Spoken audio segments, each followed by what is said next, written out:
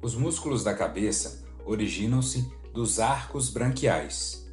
O primeiro arco branquial é o que dá origem aos músculos da mastigação, que serão inervados pelo quinto par craniano, que é o nervo trigêmeo, mais precisamente a sua terceira divisão, que corresponde ao nervo mandibular.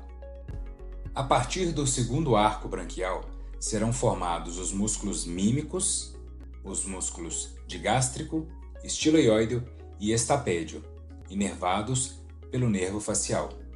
A partir do terceiro arco, originam-se a musculatura da faringe, músculo estiloglosso e os músculos do véu palatino, exceto o tensor do véu palatino, todos eles inervados pelo nervo glossofaríngeo.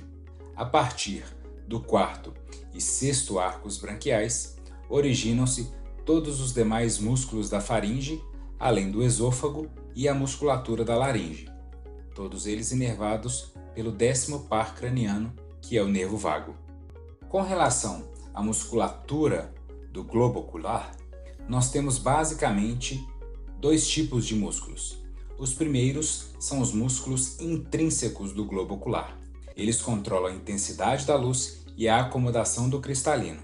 São eles os músculos ciliar, que permite a focalização, e ainda o músculo esfíncter da pupila, que promove contração pupilar, também chamada de miose. Ambos os músculos são inervados pelo nervo oculomotor. O terceiro músculo intrínseco é o músculo dilatador da pupila, que é responsável pelo movimento de midríase.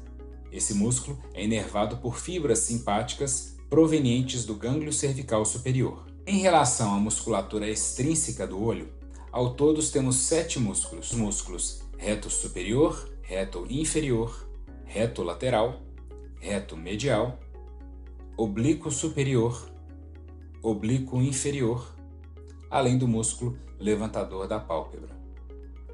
Todos esses músculos atuam em conjunto para promover a movimentação do bulbo ocular. Essencialmente, todos, exceto 2, são inervados pelo nervo oculomotor. Somente os músculos reto lateral e oblíquo superior são inervados por músculos diferentes.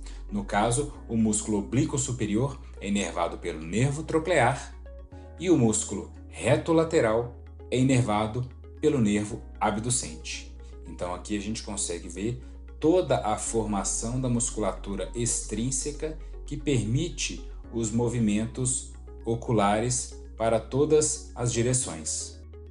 Quando nós observamos todos os estratos dos tecidos da face, nós podemos observar que a camada muscular é a segunda camada abaixo da pele.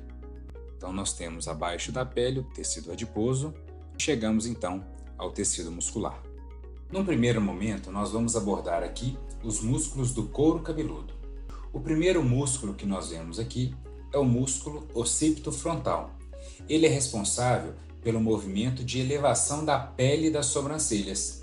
É ele que propicia a formação das pregas horizontais na fronte, geralmente associado ao músculo da atenção.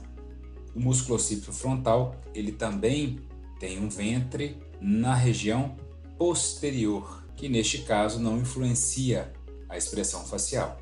Lateralmente, nós temos 3 músculos auriculares. Os auriculares anteriores, auriculares superiores e auriculares posteriores. Esses músculos são responsáveis pela movimentação da orelha, que é uma ação limitada.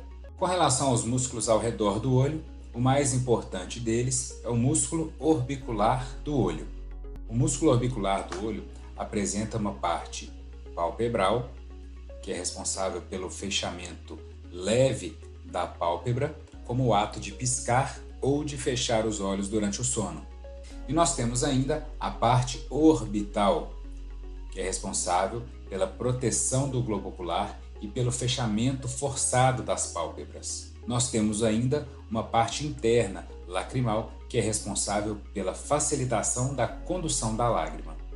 Superiormente ao músculo orbicular do olho, nós temos o músculo corrugador do supercílio, que traciona medial e ligeiramente inferior o supercílio, dando o aspecto de fome, raiva ou dor. na expressão facial. Nós temos ainda alguns músculos ao redor do nariz. O músculo prócero é o músculo responsável pelo abaixamento da parte medial do supercílio, dando então uma característica de agressividade à expressão facial. Com relação aos músculos nasais, nós temos a parte transversa e as partes alares, que dizem respeito à formação da asa do nariz. A porção alar é responsável pela dilatação da narina e a porção transversa pela compressão da narina. Ainda ao redor do nariz, nós temos o músculo depressor do septo, que é responsável pelo abaixamento da asa do nariz. Falando então dos músculos ao redor da boca, o primeiro que nós temos é o músculo orbicular da boca. Esse músculo é responsável pelo fechamento da rima bucal. Além disso, é ele que propicia o movimento de protrusão labial, propiciando então, além desses movimentos, os atos de sucção, soprar, beijar e assoviar. Nessa região, nós temos o músculo levantador do lábio e levantador da asa do nariz. Ele se origina no processo frontal da maxila e se insere na pele do lábio superior. E a sua ação é de elevação e de dobra do lábio superior, além de auxílio no movimento de dilatação da narina. O músculo levantador do lábio superior se origina na borda inferior da órbita.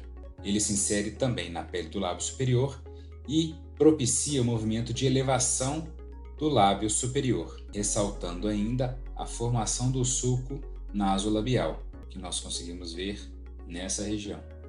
Profundamente, nós temos ainda o músculo levantador do ângulo da boca, que, como o nome já diz, eleva o ângulo da boca.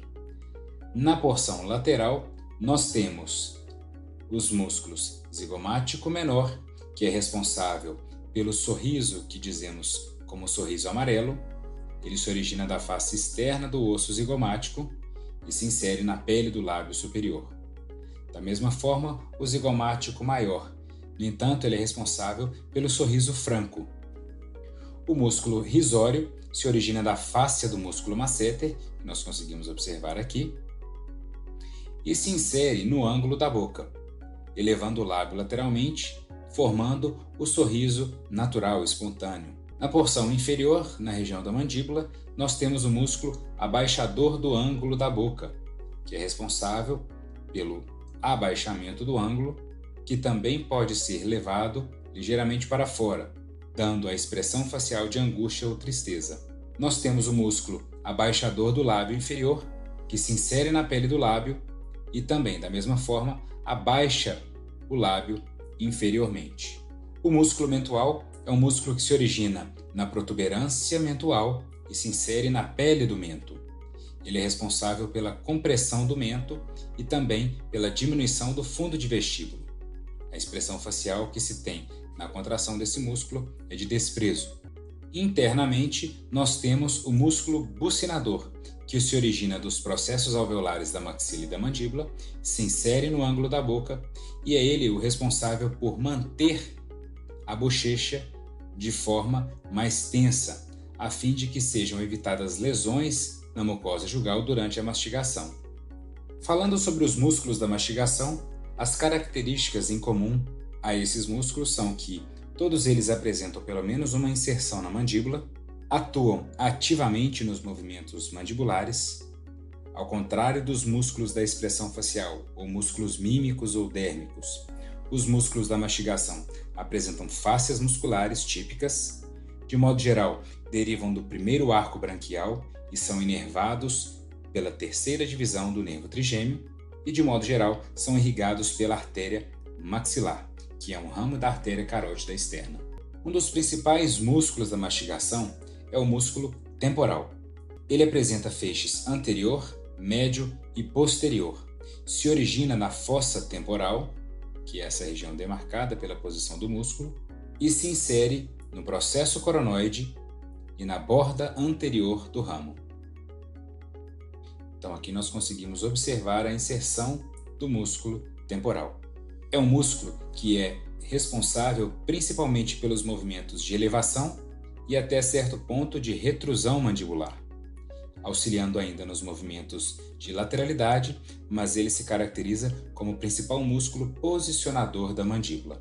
A sua fáscia se fixa no arco zigomático e essa fáscia é responsável pela proteção e contenção do músculo, além de sustentação do arco zigomático, uma vez que a força de tração do músculo masseter tende a tracionar o arco inferiormente, o músculo temporal estabiliza, dando uma contraforça em relação ao movimento de contração do masseter. O músculo masseter é formado essencialmente por dois feixes, o feixe superficial e o feixe profundo. Ambos se originam no corpo zigomático e se inserem nas tuberosidades massetéricas. A principal ação do músculo masseter é de elevação e protrusão mandibular. O feixe profundo ainda tem uma característica de auxiliar os movimentos de retrusão, mas de modo geral, o feixe superficial contrapõe as forças de retrusão com movimentos protrusivos. Então essas forças se anulam, resultando somente, e mais importante, no movimento de fechamento da mandíbula. Na porção medial ao ramo, nós temos o músculo pterigóide medial, com seus dois feixes, o feixe maior ou profundo e o feixe menor, superficial. O músculo pterigóide medial se origina do processo pterigóide e se insere nas tuberosidades pterigóideas, na face medial do ramo da mandíbula. E a sua relação é muito próxima ao forame mandibular, estando então no trajeto da agulha anestésica durante o bloqueio do nervo alveolar inferior. As principais ações do músculo pterigóide medial são a elevação e ligeira protrusão da mandíbula, e auxiliando ainda nos movimentos de lateralidade, uma vez que suas fibras estão dispostas em direção um pouco mais medial. Esses movimentos auxiliam no movimento proporcionado pela contração do músculo pterigóide lateral. Na porção mais profunda nós encontramos os feixes superior e inferior do músculo pterigóide lateral. O feixe superior se origina da face infratemporal da asa maior do esfenoide, que nós conseguimos ver nesta vista. O feixe inferior se origina da face lateral do processo pterigóide. E a inserção de ambos os feixes acontece na região condilar. O feixe superior se insere essencialmente na cápsula da TM e no disco articular, enquanto que o feixe inferior se insere nas fóveas pterigóideas ou no colo do côndilo. A ação do músculo pterigóide lateral está relacionado aos movimentos de anteriorização do côndilo e anteriorização do disco, além da coordenação dos movimentos entre o côndilo mandibular e o disco articular. Dessa forma, o pterigóide lateral auxilia tanto nos movimentos de protrusão quanto de lateralidade. Outros músculos muito importantes dizem respeito à formação da língua, além disso, à formação do palato, platisma. Nós temos aqui o músculo esternocleidomastoideo, nós temos o músculo trapézio e anteriormente nós temos alguns músculos que formam a região do pescoço. Nós temos aqui toda a musculatura supraioidea e além disso nós temos os músculos infraioideus, que estão acima e abaixo do osso ióide. Os músculos supraioideus participam dos movimentos mandibulares, além de sustentação do assoalho bucal, sobretudo nos movimentos de deglutição, mastigação e ainda de alguns movimentos da língua. São eles também os responsáveis pela coordenação do movimento de abertura mandibular. Nós temos então o músculo digástrico, o músculo miloioideo, que forma o assoalho bucal, e na região posterior nós temos o ventre posterior do digástrico. Conseguimos observar também o músculo estiloioideo e ainda o músculo hioglosso. Todos os músculos da região de pescoço são importantes para a formação dos trígonos do pescoço. Nós temos principalmente o trígono submentual, o trígono submandibular, o trígono muscular na região anterior, o trígono carotídeo, por onde passa principalmente a artéria carótida, além de possuirmos também os trígonos occipital e supraclavicular.